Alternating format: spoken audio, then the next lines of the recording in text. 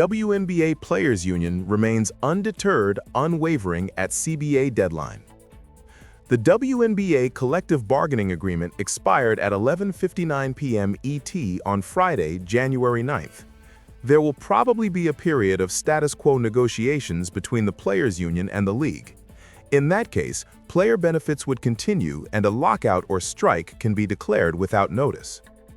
The WNBAA released a statement to USA Today Sports 30 minutes before Friday's deadline to voice their disappointment in the pace of the negotiations and explain an inflatable rat positioned in front of the NBA store in New York. Quote, "At midnight, the 2020 WNBA-WNBAA agreement will expire.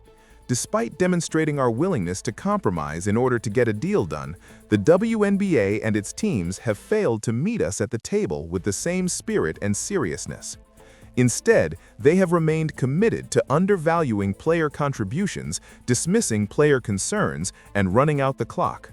Today's display of an inflatable rat, a universal symbol of labor protest, outside of the NBA store, calls attention to how the league and its teams have handled these negotiations. By delaying and clinging to the status quo, they are jeopardizing the livelihoods of players and the trust and investment of fans, all in the name of preserving regressive provisions that no longer belong in women's basketball. Players care deeply about their fans and take pride in honoring that loyalty every time they take the court. The league's tactics harm current and future players and marginalize the very people who show up for the game in communities across the country. This misguided approach will not work. In the face of the league and team's actions, the players remain undeterred, unafraid, and unwavering in their commitment to doing what is necessary to secure a transformational new CBA. This agreement must include a salary system tied to a meaningful share of the revenue that would not exist without player labor, mandate professional working conditions, and require protections that honor the players who built this league and set the next generation up for success. Don't be mistaken, pay equity is not optional, and progress is long overdue. We urge the league and its teams to meet this moment. The players already have and will continue to do so. The WNBA released this statement early Saturday morning. The current collective bargaining agreement has expired and negotiations with the Women's National Basketball Players Association remain ongoing. As the league experiences a pivotal time of unprecedented popularity and growth, we recognize the importance of building upon that momentum. Our priority is a deal that significantly increases player salaries, enhances the overall player experience, and supports the long-term growth of the league for current and future generations of players and fans. A person with intimate knowledge of the matter told USA Today Sports that the WNBA presented a mechanism in the most recent offer that would provide players more than 70% of net earnings. With a predicted revenue-sharing component that increases players' maximum total earnings to more than $1.3 million in 2026, the WNBA's offer includes a maximum base pay of $1 million. Over the course of the contract, the maximum salary would increase to about $2 million.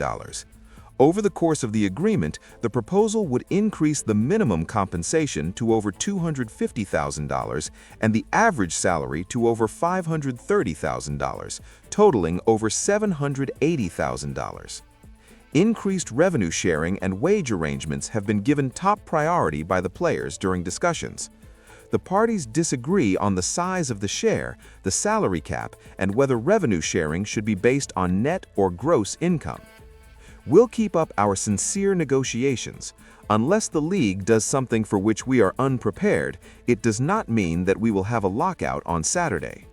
All-star for the New York Liberty, Good Game with Sarah Spain podcast host Breanna Stewart stated this on Friday. That's not going to happen.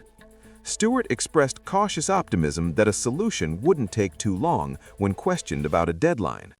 Stewart stated, "Hopefully everything can be done by February 1st. We still need to wait for the contracts to be drafted, even if we agree, so there's a lot to consider. It's not as simple as saying, oh, you're done now, it will work. If we are able to arrive by February 1st, everyone will be at a nice environment.